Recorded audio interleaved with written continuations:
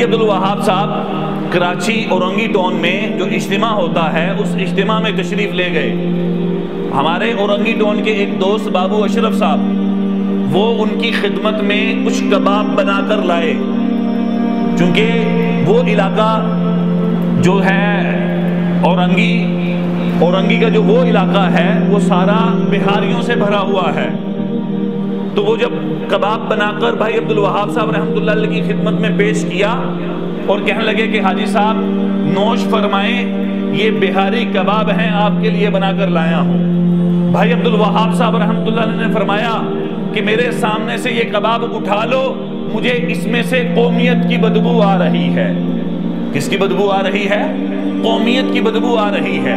آپ بھی حیران ہوں گے قومیت کی بدبو کیسے آ گئی کہ جب انہوں نے کہا کہ یہ بہاری کباب ہیں. یہ کیا ہیں؟ بہاری کباب ہیں. کہ مسلمان تو ان کبابوں کو بھی منسوب کر رہا ہے بہار کی طرف، ایک قوم کی طرف.